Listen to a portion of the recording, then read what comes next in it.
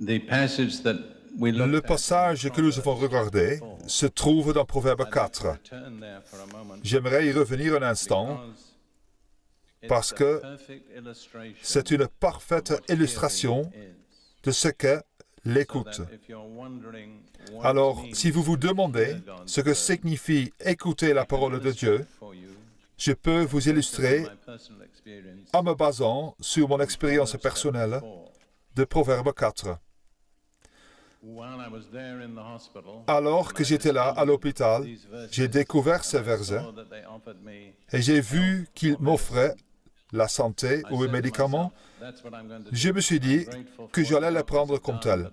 Je suis reconnaissant pour ce que les médecins ont fait, mais ils n'ont pas pu me guérir. Alors, je vais prendre la parole de Dieu comme un médicament. Et quand j'ai dit cela, j'ai eu l'impression que Dieu me parlait de façon inaudible, mais très clairement.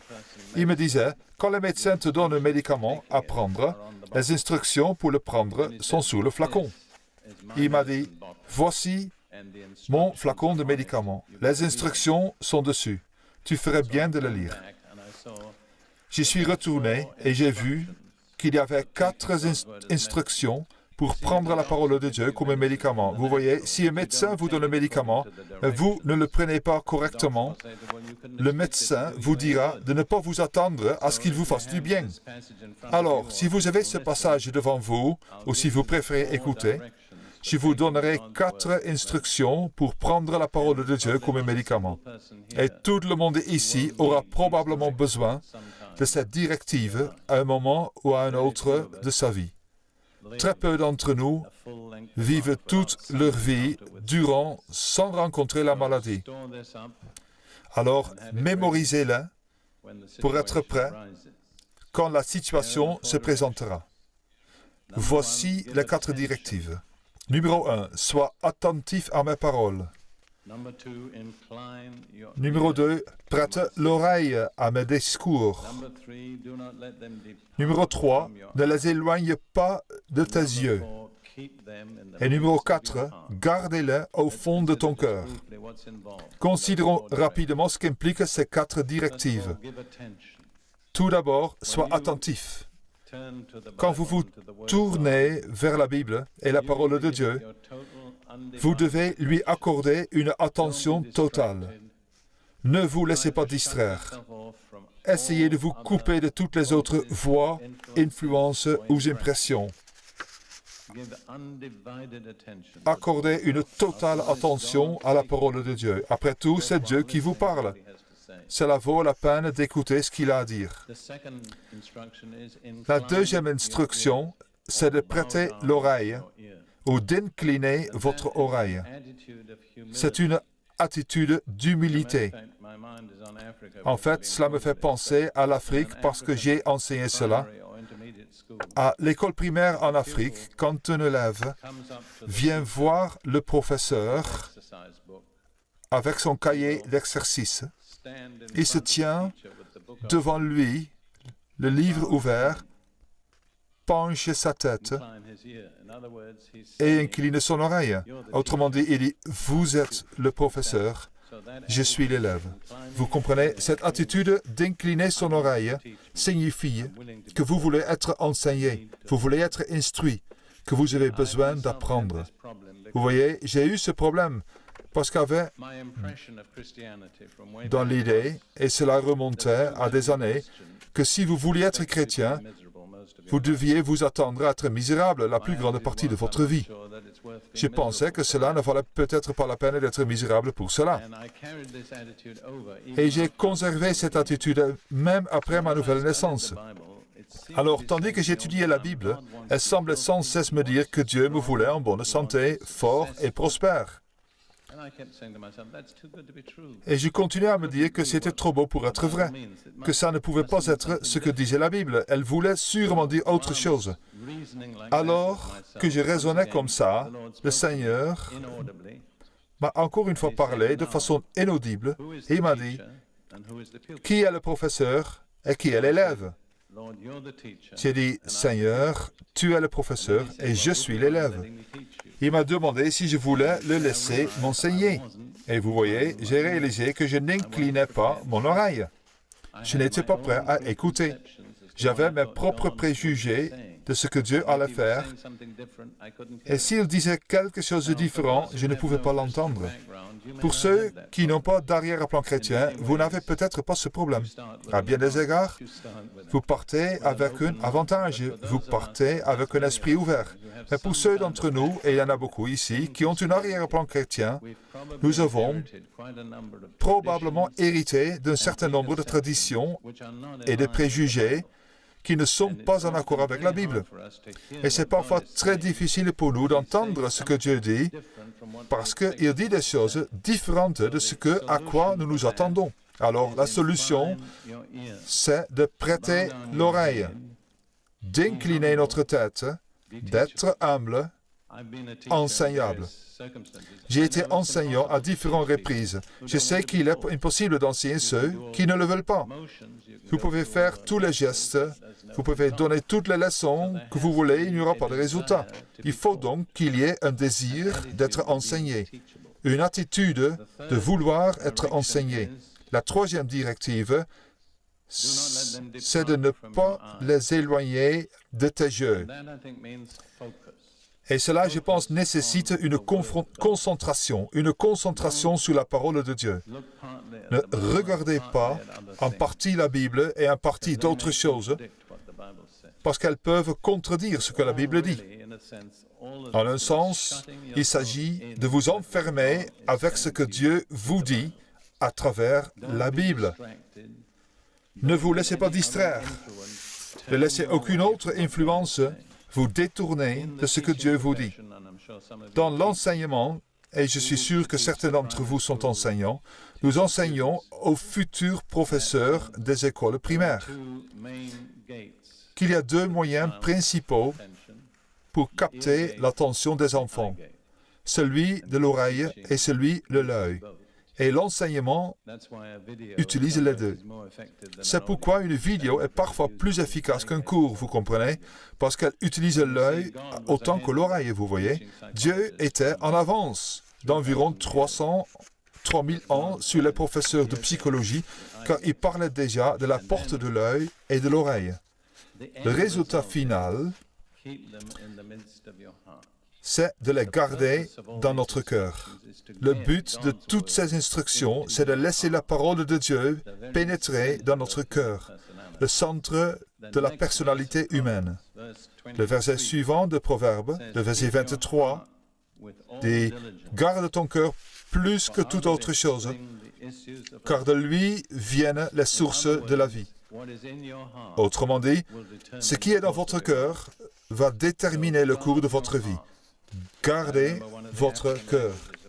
Je me souviens que dans une des langues africaines de mes étudiants, ce verset disait « Garde ton cœur de toute ta force, car tout dans la vie vient de lui. » Je ne peux que trop signer cela. Pour chacun d'entre vous ici, ce qui est dans votre cœur va en fin de compte déterminer le cours de votre vie. Vous ne pouvez pas avoir une mauvaise chose dans votre cœur et vivre bien.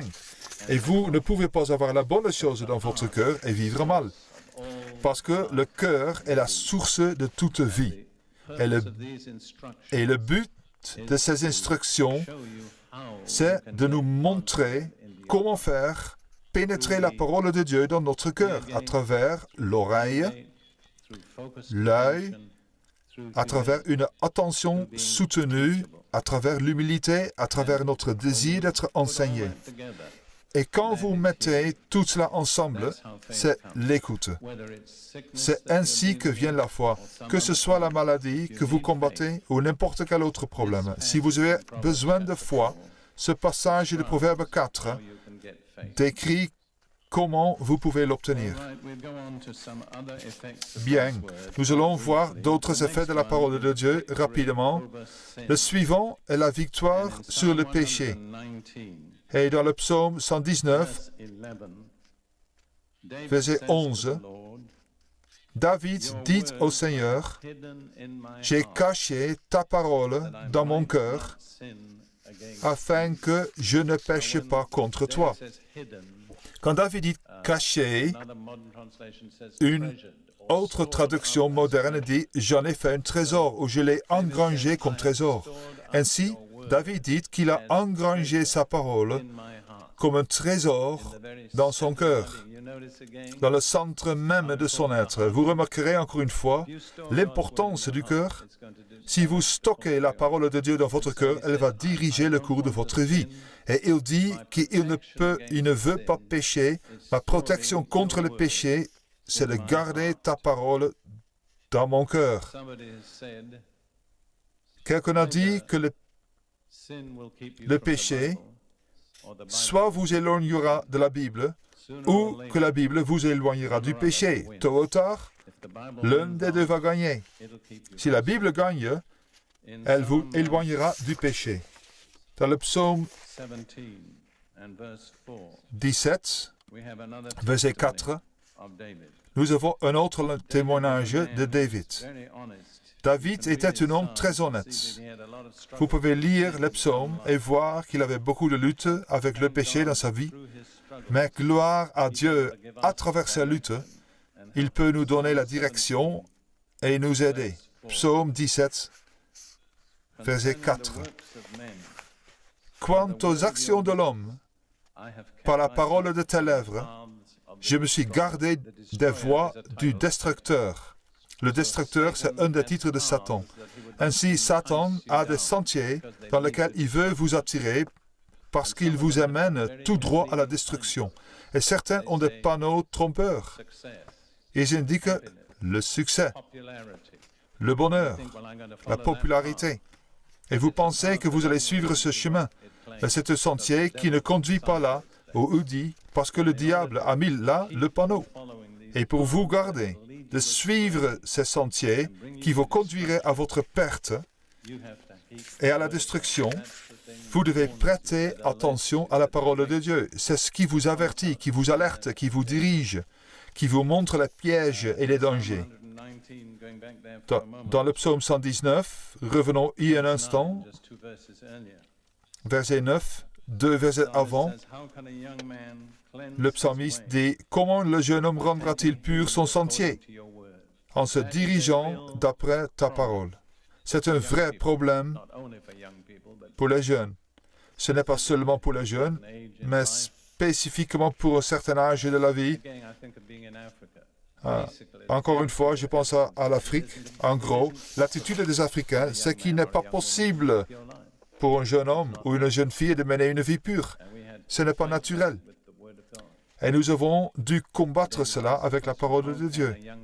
Et David pose une question. Comment le jeune homme peut-il mener une vie pure? C'est une vraie question, n'est-ce pas? Je veux dire que personne ne prétend que c'est facile.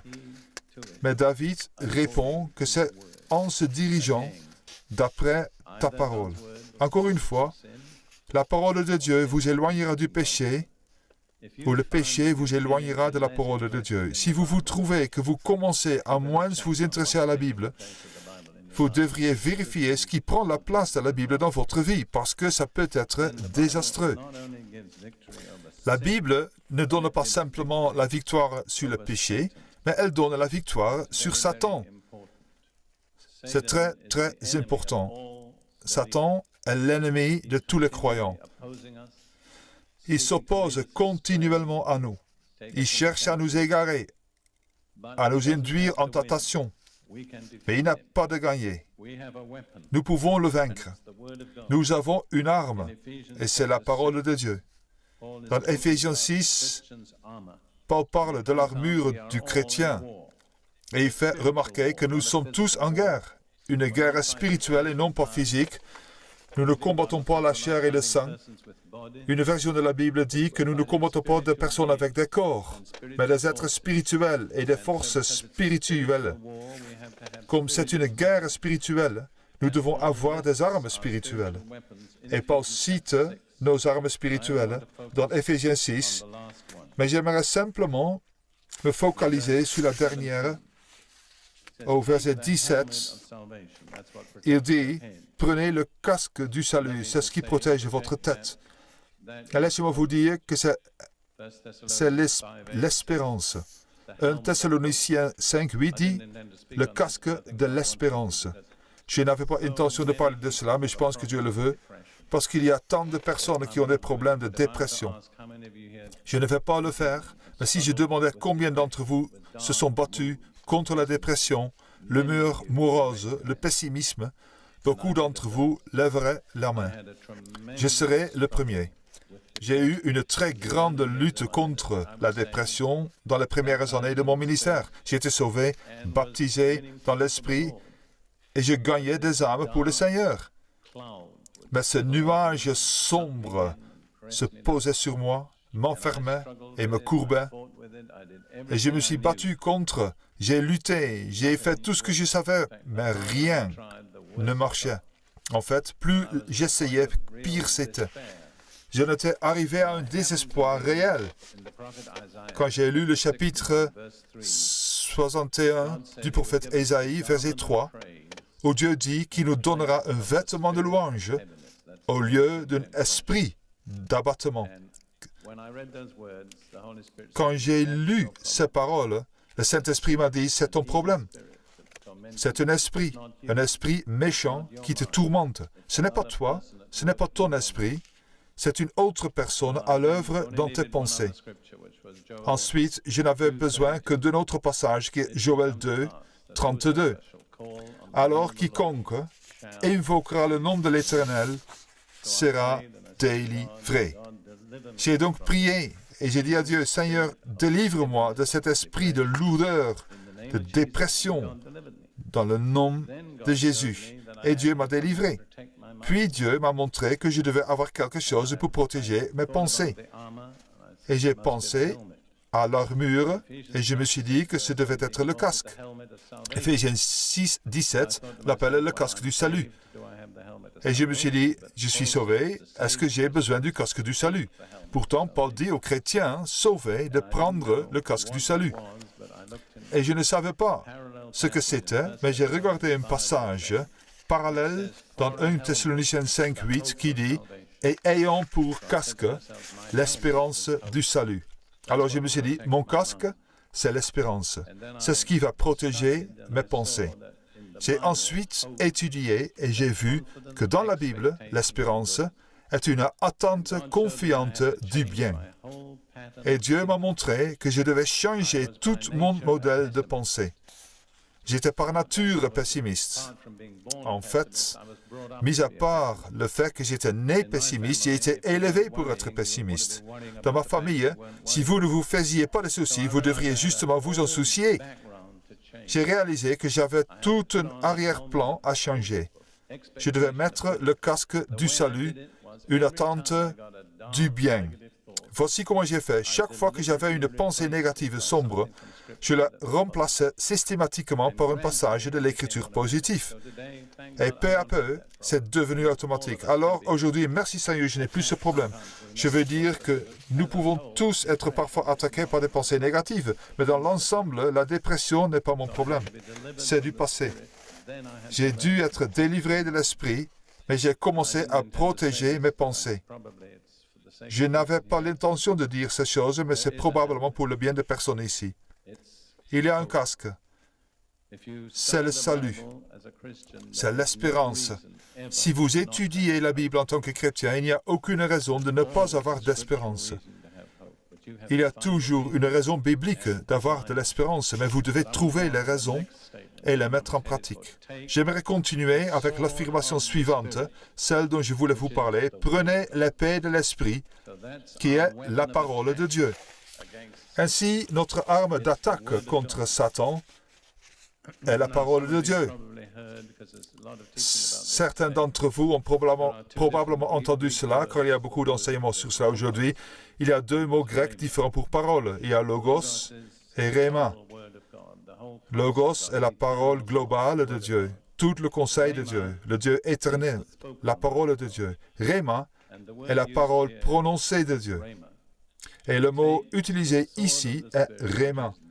Prenez l'épée de l'Esprit qui est la parole rhéma de Dieu. Autrement dit, ce n'est pas la Bible sur votre chevet ou sur votre étagère qui va vous protéger.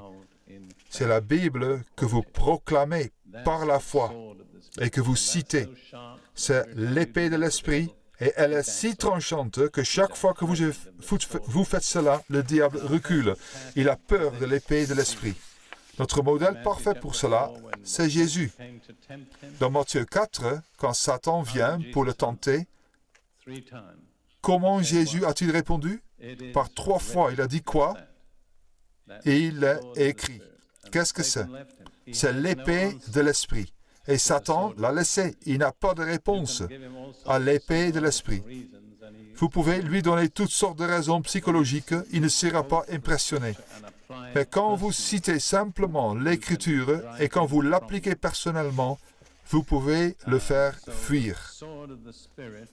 Ainsi, l'épée de l'Esprit, la parole de Dieu, est notre arme contre Satan.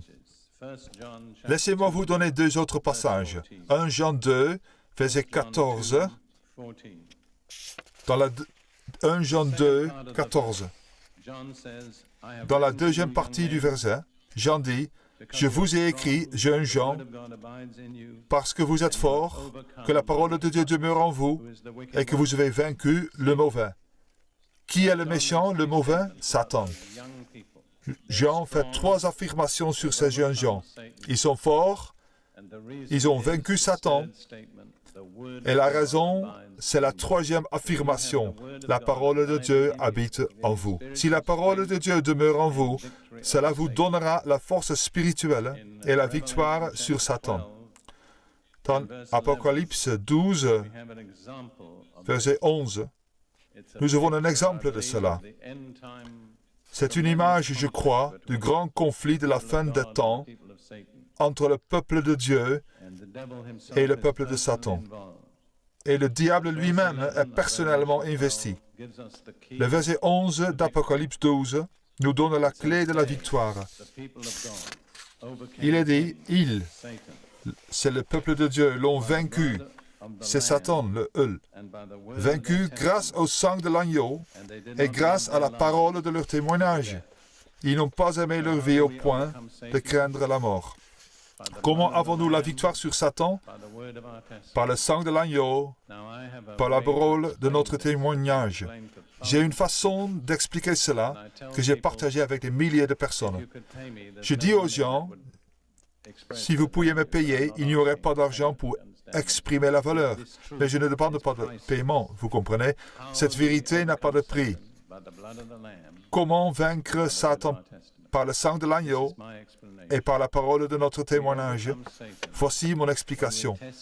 Nous sommes vainqueurs de Satan quand nous témoignons personnellement de ce que la parole de Dieu dit, que le sang de Jésus a fait pour nous. Permettez-moi de le répéter. Nous sommes vainqueurs de Satan quand nous témoignons personnellement de ce que la parole de Dieu dit, que le sang de Jésus a fait pour nous. Vous comprenez, la clé pour cela, c'est de savoir ce que la parole de Dieu dit. C'est ensuite de la faire personnelle, de l'appliquer dans notre propre vie. Ruth et moi avons une forme de témoignage que nous utilisons régulièrement qui met en pratique ces passages. Alors, plutôt que de prêcher, nous allons le démontrer, ok? Mon corps est un temple pour le Saint-Esprit, racheté, purifié et sanctifié par le sang de Jésus. Mes membres, les parties de mon corps, sont des instruments de justice abandonnés à Dieu pour son service et sa gloire. Le diable n'a pas de place en moi, pas de pouvoir sur moi, pas de revendications non réglées sur moi. Tout a été réglé par le sang de Jésus. J'ai vaincu Satan par le sang de l'agneau et la parole de mon témoignage, et je n'ai pas aimé la vie jusqu'à craindre la mort. Mon corps est pour le Seigneur, et le Seigneur est pour mon corps. Toutes ces affirmations sont prises à la Bible, vous voyez. Maintenant, je ne vois pas pourquoi nous aurions toutes ces bénédictions et que nous resterions assis en espérant qu'elles soient pour nous. Alors, nous allons le dire, encore une fois, phrase par phrase, et vous donner l'occasion de le dire. C'est votre confession. Vous ne le dites pas parce que nous le disons, vous le dites parce que la Bible le dit, vous comprenez? Si vous croyez en la Bible, vous croyez en ses paroles. Alors, nous allons le dire phrase par phrase, et vous le direz après. Vous ne nous parlez pas, vous parlez dans le royaume spirituel invisible. C'est là que vos paroles ont un impact que vous ne pouvez même pas imaginer. D'accord?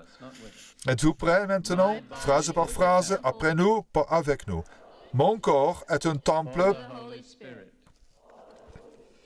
pour le Saint-Esprit, racheté, purifié et sanctifié par le sang de Jésus. Mes membres, les parties de mon corps, sont des instruments de justice abandonnés à Dieu pour son service et sa gloire. Le diable n'a pas de place en moi, pas de pouvoir sur moi, pas de revendication non réglée sur moi. Tout a été réglé par le sang de Jésus. J'ai vaincu Satan par le sang de l'agneau et la parole de mon témoignage. Et je n'ai pas aimé la vie jusqu'à craindre la mort. Mon corps est pour le Seigneur et le Seigneur est pour mon corps. Amen. Si vous croyez vraiment cela, vous devez remercier Dieu. Prenez un moment pour le remercier. C'est l'expression de votre foi. J'aimerais maintenant vous faire remarquer encore une chose. Il n'y a qu'un seul type de chrétien qui a le droit de dire cela. Ce sont les chrétiens qui n'ont pas aimé leur vie jusqu'à craindre la mort. Autrement dit, ils étaient entièrement engagés. Pour eux, le plus important, ce n'était pas de rester en vie, c'était de faire la volonté de Dieu.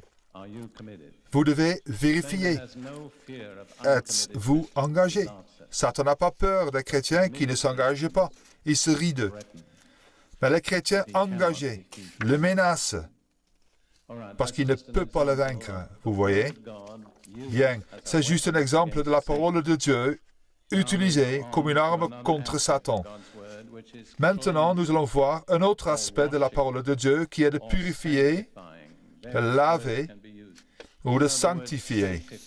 On peut utiliser différents mots. Vous connaissez le mot sanctifier qui signifie rendre saint.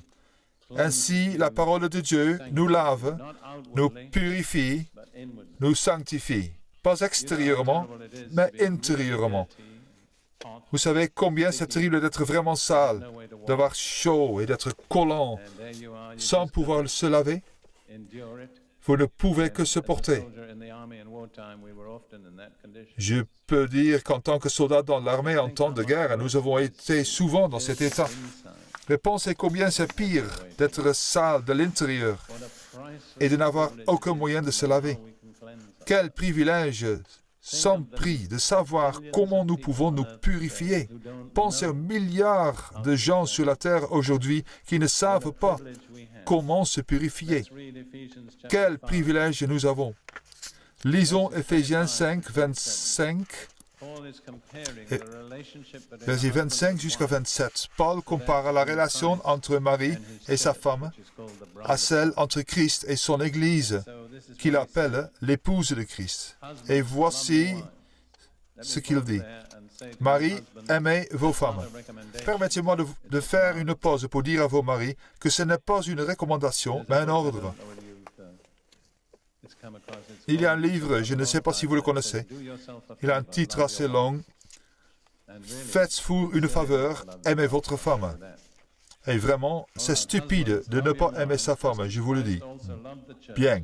Marie, aimez votre femme comme le Christ a aimé l'Église. Il s'est livré lui-même pour elle, afin de la consacrer en la purifiant par le bain d'eau et la parole. La parole de Dieu, c'est la parole prononcée, Rhéma et pas Logos, pour faire paraître devant lui cette Église glorieuse, sans tache, ni ride, ni rien de semblable, mais sainte et irréprochable. C'est l'Église que Jésus veut prendre pour épouse. Mais afin de devenir ainsi, elle doit être purifiée et sanctifiée par le lavage d'eau et par la parole de Dieu enseignée, prêchée et lue. J'ai prêché dans tant d'églises tout autour du monde et j'ai découvert qu'aujourd'hui, les charismatiques et les pentecôtistes ont tous une idée de la louange et de l'adoration.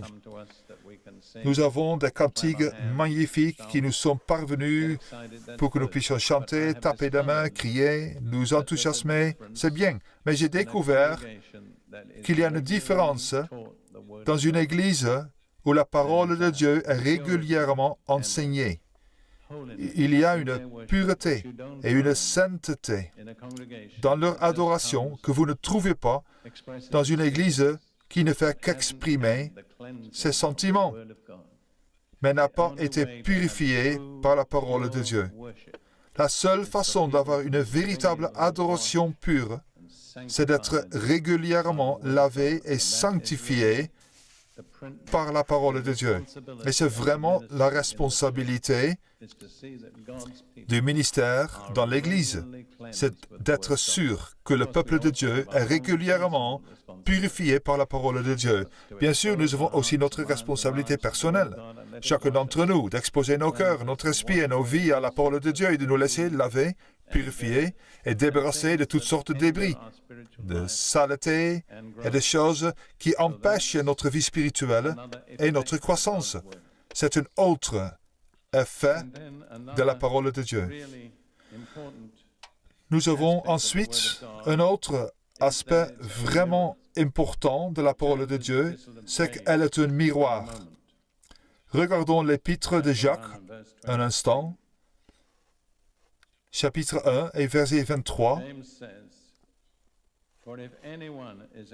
Jacques dit, « En effet, si quelqu'un écoute la parole de Dieu, et ne la met pas en pratique, il ressemble à un homme qui regarde son visage dans un miroir. » L'image ici, c'est que la parole de Dieu est un miroir. Mais ce n'est pas un miroir qui nous montre notre apparence extérieure, comme un miroir ordinaire. Mais c'est un miroir qui vous montre ce que vous êtes à l'intérieur. Il vous montre votre véritable état spirituel. Et Jacques nous avertit de ne pas simplement regarder dans le miroir pour voir à quoi nous ressemblons, puis de partir, d'oublier, de ne rien faire.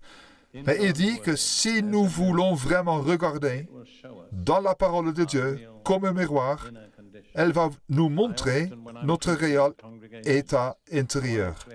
Souvent, lorsque je prêche dans des églises, je lève la Bible et je dis que je tiens un miroir. Je ne vais pas vous dire des choses sur vous, regardez simplement dans le miroir et voyez ce qu'il vous dit. Quand je prêche sur la délivrance d'esprits mauvais, ce que je fais de temps en temps,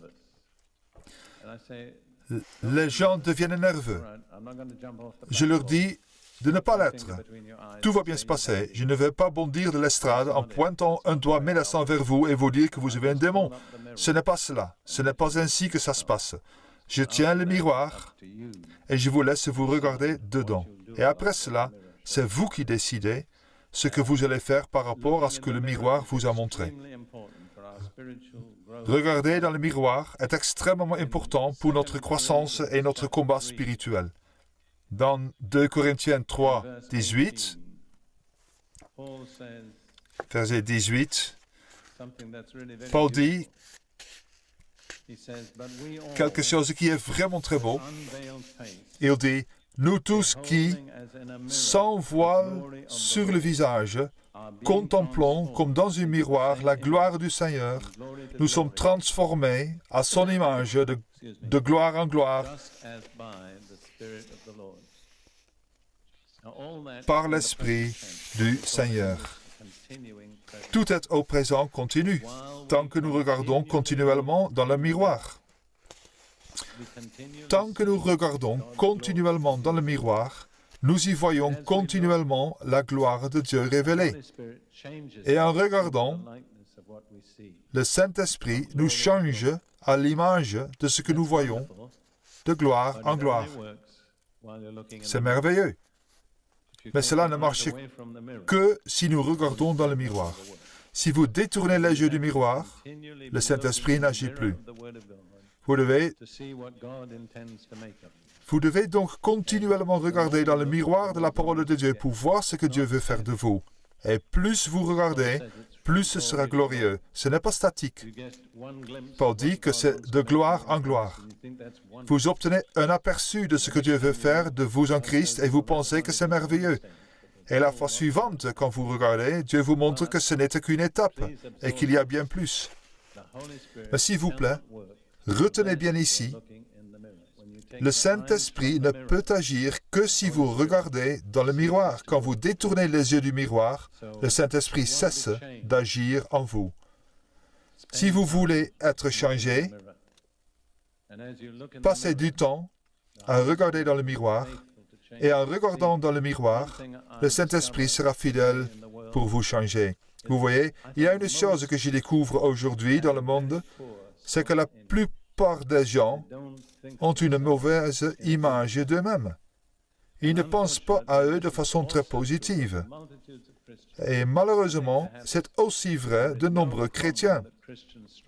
Je crois que la mauvaise image de soi est peut-être le plus grand problème contre lequel les chrétiens doivent lutter. Je crois que la véritable solution biblique, c'est de continuer à regarder dans le miroir, parce que le miroir vous montrera dans un premier temps à quoi vous ressemblez, ce sera un choc. Mais si vous continuez à regarder, alors le miroir commencera à vous montrer ce que Dieu peut faire de vous. Et il vous montrera combien vous avez de la valeur aux yeux de Dieu. Vous voyez, si nous passons plus de temps avec la Bible, nous ne pourrions pas nous considérer comme inférieurs ou sans valeur. J'ai aidé tant de personnes dans ce sens. J'ai dit une chose à ces personnes. Écoutez, la valeur d'une chose, c'est ce que les gens sont prêts à payer pour. Vous avez peut-être une maison et vous voulez la vendre. L'agent immobilier vous l'estime à, mettons, 200 000 $. Mais personne ne veut la payer plus que 120 000. Alors, la valeur réelle n'est pas 200 000, mais de 120 000. La valeur d'une chose, c'est ce que les gens vont payer. Alors, quelle est votre valeur? Comment découvrir votre valeur? En découvrant ce que Dieu a payé pour vous. Et Dieu vous a acheté avec ce qu'il y a de plus précieux dans l'univers, le sang de Jésus. C'est donc votre valeur réelle, c'est ce que Dieu veut payer pour vous. Vous comprenez? Ne laissez pas les gens vous donner un sentiment d'infériorité, ne vous comparez pas aux autres, n'écoutez pas d'autres sortes d'insinuations négatives, mais dites simplement, et j'ai dit cela à beaucoup de gens, j'ai infiniment de valeur aux yeux de Dieu. Parce que Dieu m'a racheté avec la chose la plus précieuse dans l'univers, le sang de Jésus. Voulez-vous le dire? Au moins la première partie. Je le dis et vous le dites après moi. J'ai une valeur infinie aux yeux de Dieu parce que Dieu m'a acheté avec la chose qui a le plus de valeur dans l'univers, le sang de Jésus. Et c'est la valeur que j'ai. Ensuite, vous pouvez dire au diable de ne plus vous embêter avec toutes ces accusations et ces insinuations parce que vous connaissez votre valeur. Mais vous ne le saurez pas à moins de passer du temps dans la Bible. Ce n'est que quand vous écoutez ce que Dieu vous dit sur vous-même et sur son amour pour vous que vous échapperez au problème de la mauvaise estime de soi. Alors prenez du temps devant le miroir. La plupart des femmes ici passent du temps devant leur miroir chaque jour. J'ai élevé 9 filles adoptives, alors je ne fais pas de la théorie quand je parle du temps que les filles passent devant leur miroir. Combien de temps passez-vous devant le miroir de Dieu? Je ne dis pas qu'il ne faut pas faire attention à votre apparence extérieure. Je pense que c'est bien. Mais combien de temps passez-vous pour les choses qui demeurent? Un jour, toute cette beauté extérieure se fanera. Mais vous allez vivre pour l'éternité avec ce qui est en vous. Cela vaut la peine de prendre du temps pour vous faire beau aux yeux de Dieu. Il y a une belle affirmation dans le livre des Cantiques de Salomon, qui est le dialogue entre une fiancée et son fiancé. C'est aussi une image de la façon dont Jésus, notre époux, parle à son Église. Dans l'un des versets, le fiancé dit « Tu es belle, ma bien-aimée, il n'y a pas de tache en toi. » Et c'est ainsi que Jésus nous parle. À cause de ce que le sang de Jésus a fait pour nous et ce que la parole de Dieu a fait pour nous, nous pouvons nous sentir inférieurs, nous pouvons nous sentir sans grande valeur. Mais si nous pouvons passer du temps devant le miroir, nous découvrirons qu'il nous dit que nous sommes beaux, tous, qu'il n'y a pas de tache en nous. Cela vaut la peine de passer du temps devant le miroir. J'aimerais ensuite vous résumer cet enseignement sur l'effet de la parole de Dieu par un passage de Jean 14, verset 23. Je crois que c'est l'un des versets les plus étonnants de la Bible. Je dis aux gens que si vous n'avez jamais été surpris par ce que dit la Bible, c'est que vous n'avez jamais vraiment entendu ce qu'elle dit, parce que c'est un livre très surprenant. Jésus parle à ses disciples et il dit, Jésus lui répondit, « Si quelqu'un m'aime, il gardera ma parole. » Quel est le signe qu'on aime Jésus? Garder sa parole. Ce n'est pas l'église où nous allons, ni l'étiquette. C'est garder sa parole. C'est la preuve de notre amour. Et il dit sur cette base, « Et mon Père l'aimera. Nous viendrons vers lui et nous établirons domicile chez lui. » Quelle affirmation étonnante! Il y a très peu d'endroits dans la Bible où le pronom pluriel est utilisé pour Dieu. Il y en a quelques-uns. Dans Genèse, l'Éternel dit que l'homme est devenu l'un des nôtres. Il y a d'autres passages, mais ils sont peu nombreux. Mais ici, Jésus ne dit pas « je » pour lui, il ne dit pas « il » du Père, il dit « nous, Père et Fils, nous viendrons chez lui et nous établirons domicile chez lui. » Quelle affirmation étonnante! Le Dieu Tout-Puissant, le Créateur de l'univers, le Père et le Fils veulent venir à nous, être humains fragiles et indignes, et élire domicile chez nous.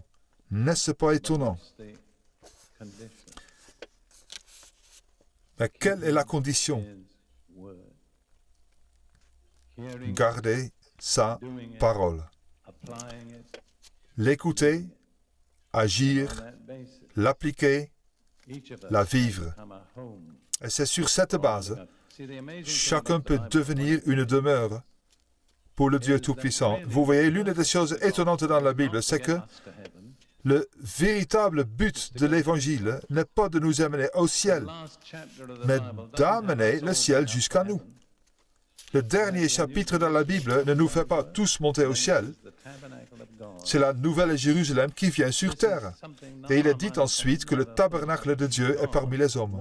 C'est quelque chose que notre esprit ne peut jamais pleinement comprendre. Dieu veut vivre avec nous.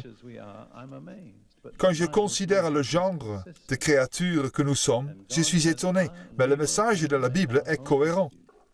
Dieu dit qu'ils vont venir et faire en nous leur demeure si nous gardons sa parole.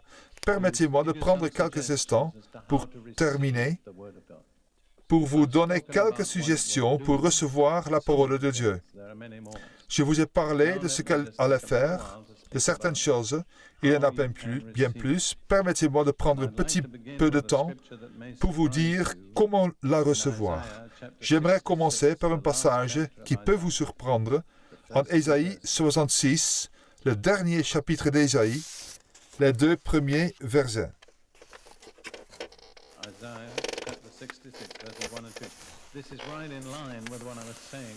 Ésaïe 66, verset 1-2. C'est en ligne directe avec ce que je disais. Dieu veut faire sa demeure en nous. Voici ce que dit l'Éternel. Le ciel est mon trône et la terre est mon marchepied. Quelle maison pourrez-vous me construire? Et quel endroit pourrait être mon lieu de repos? Quel genre de bâtiment allez-vous me construire? Quel genre de temple? Quel genre de cathédrale? Dieu dit que cela ne m'impressionne pas. Il dit, tout cela, c'est ma main qui l'a fait. Et tout a alors reçu l'existence, déclare l'Éternel. Ensuite vient le message. Voici sur qui je porterai mes regards, sur celui qui souffre et qui a l'esprit abattu, sur celui qui craint ma parole. Il y a 3 exigences ici. Le sentiment d'être pauvre. Vous vous souvenez de ce que Jésus dit? Heureux les pauvres d'esprit, car le royaume des cieux leur appartient. Cela ne signifie pas que nous sommes lâches ou timides, cela signifie que nous savons combien nous sommes pauvres en nous-mêmes, combien nous avons désespérément besoin de Dieu. Il dit ensuite contrit. Cela signifie que nous sommes désolés pour tout ce que nous avons dit et fait qui a attristé Dieu et a laissé en dehors de nos vies et n'a pas permis à Dieu de se faire sa demeure en nous.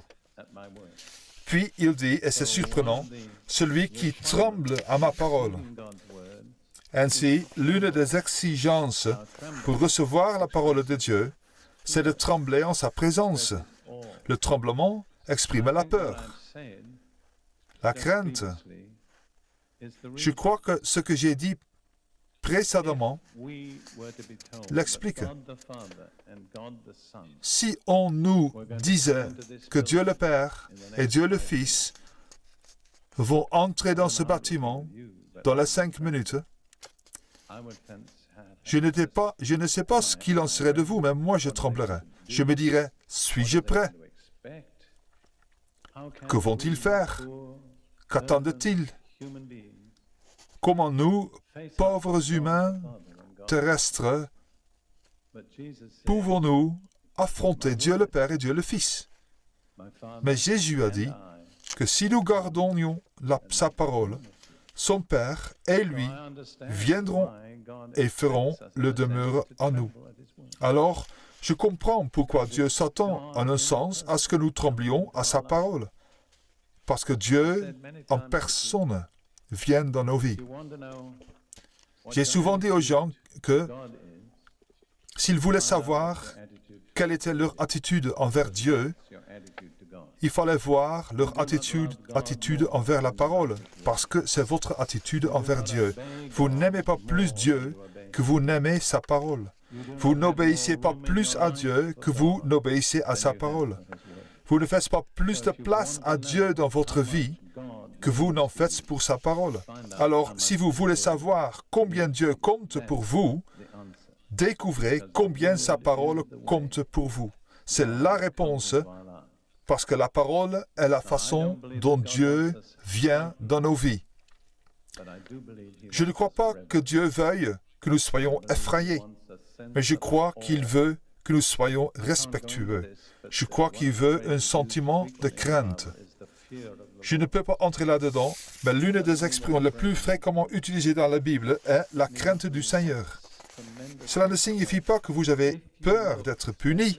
Cela signifie que vous avez un grand sentiment de crainte. Et si vous regardez, en particulier dans le livre des Proverbes et des Psaumes, ce que la Bible dit de la crainte de l'Éternel, il n'y a rien qui amène de plus grandes promesses et de bénédictions dans toute la Bible que la crainte de l'Éternel.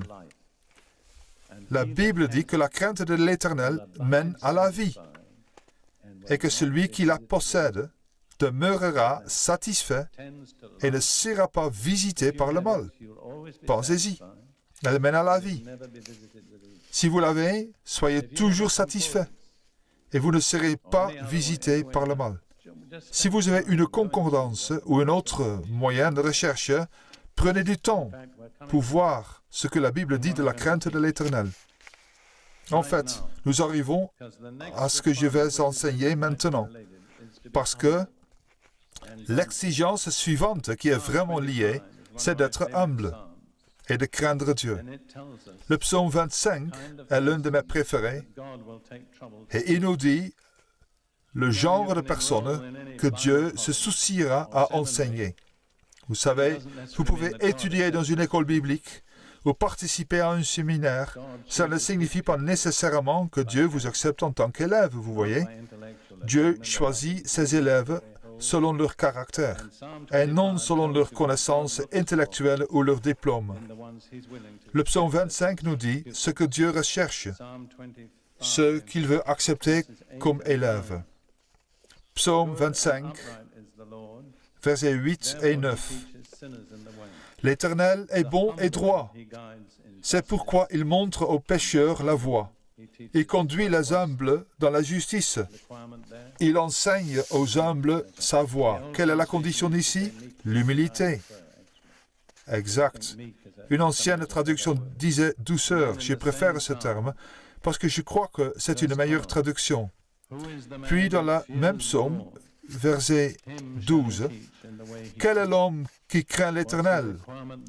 L'Éternel lui montre la voie qu'il doit choisir. » Quelle est l'exigence ici pour que Dieu vous enseigne? L'homme qui craint l'Éternel. Exact. Et au verset 14, « L'Éternel confie ses secrets à ceux qui le craignent. Il leur fait connaître son alliance. » Le mot secret signifie le conseil secret de Dieu. Dieu partage ses plans intimes avec quel genre de personnes? Ceux qui le craignent. Exact. C'est donc une attitude que nous devons cultiver. Et ailleurs, la Bible nous dit que nous devons choisir la crainte de l'Éternel. Si nous ne la choisissons pas, nous ne l'aurons pas. Dans Proverbe 1, il est dit que le désastre vient sur ceux qui n'ont pas choisi la crainte de l'Éternel. Puis, dans Jacques 1, verset 21, nous avons encore cette idée.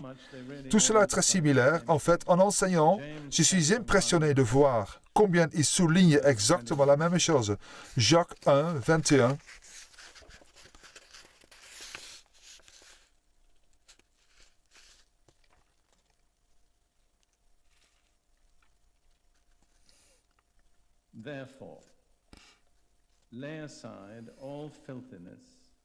C'est pourquoi rejetez toute souillure et tout débordement dû à la méchanceté. C'est la première condition. Tournez le dos à tout ce qui est sale et impur et inacceptable pour Dieu.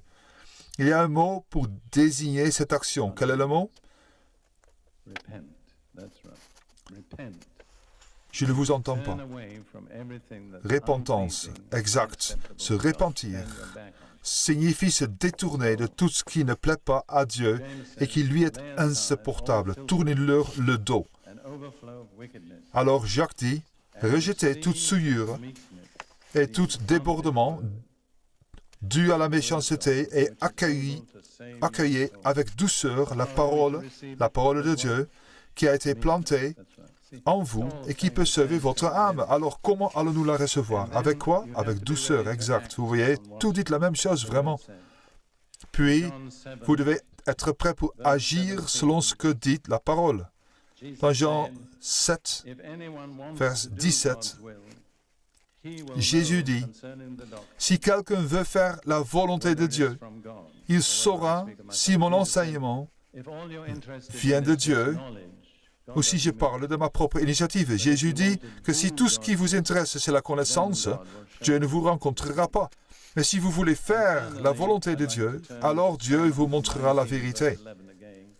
Et enfin, j'aimerais me tourner vers le psaume 119, verset 11 encore une fois, comme une recommandation pour chacun d'entre vous.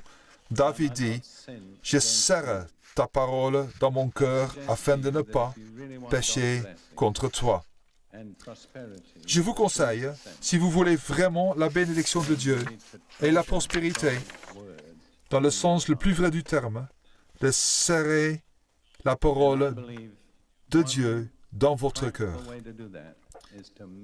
Je crois que l'une des façons concrètes de le faire, c'est de mémoriser l'Écriture.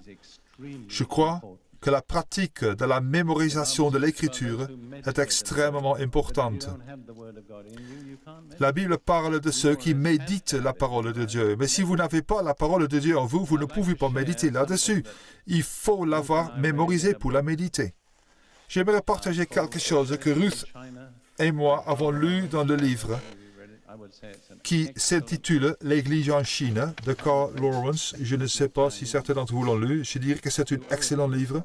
Si vous ne l'avez pas lu, en particulier si vous êtes chinois, vous devez le lire. Vous savez, une chose qui m'a impressionné sur les Chinois de Singapour, si je devais plus le dire franchement, c'est qu'ils ne se sentent pas vraiment concernés par les Chinois de Chine. Je suis surpris. Mais enfin, dans ce livre, cet homme dit que pendant la révolution culturelle, vous savez ce que la révolution culturelle? Quand les chrétiens étaient impitoyablement persécutés, les seuls qui ont survécu sont ceux qui avaient mémorisé la parole. Tous les autres se sont soit suicidés, soit sont devenus fous, soit ont trahi leurs frères. Il y a quelque chose qui se passe quand on mémorise la parole de Dieu. Cela vous donne une force intérieure et une stabilité sans pareil. Je vous recommande donc de la confier à votre mémoire. La plupart d'entre vous, je suis impressionné de le voir, êtes plutôt jeunes. Vous êtes dans vos jeunes années. Vous avez une capacité de mémorisation. Si vous choisissez de l'utiliser, vous pouvez le faire. Et si vous ne le faites pas, vous vous privez de quelque chose de grande valeur. Je ne sais pas combien de versets de l'Écriture Ruth et moi connaissons par cœur. Il doit y avoir bien au moins 200, je dirais, peut-être plus. Nous ne le faisons pas pour impressionner les gens. Nous le faisons parce que nous en avons besoin. Nous sommes dans le combat spirituel permanent. Nous attaquons sans cesse les forteresses de Satan. Et si nous n'avons pas la parole de Dieu cachée dans notre cœur, nous ne pourrions pas survivre. Nous la mémorisons, nous la croyons, nous la confessons. Alors, c'est ma dernière recommandation pour ceux d'entre vous qui veulent vraiment prospérer en Dieu. Demandez au Saint-Esprit de vous montrer quel passage vous devez mémoriser parce qu'il se peut qu'il soit différent des nôtres. Que le Seigneur vous bénisse.